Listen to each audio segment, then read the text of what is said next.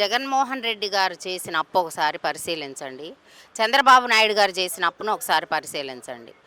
వీళ్ళు ప్రజలకు సంక్షేమ పథకాలు అందించకుండా, ప్రజలకి కావలసిన సదుపాయాలు కల్పించకుండా, అరాకొరా ప్రభుత్వం నడిపించుకుంటా వీళ్ళు మరి ఇవి ఎట్లా వీళ్ళు మేము ఇంతవరకు అప్పు చేసామని చెప్పగలుగుతున్నారు?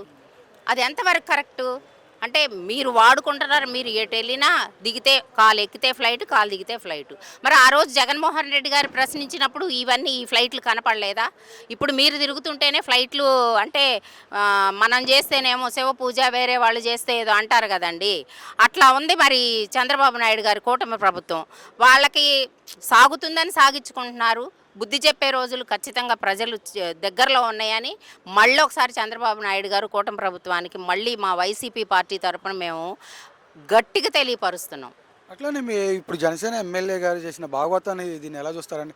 దీన్ని పవన్ కళ్యాణ్ గారు కూడా ఏం సమాధానం చెప్పకుండా కారుకి వెళ్ళిపోయారు. దీన్ని ఎలా చూస్తారు? పవన్ కళ్యాణ్ గారే సపోర్ట్ చేస్తున్నారు కదా.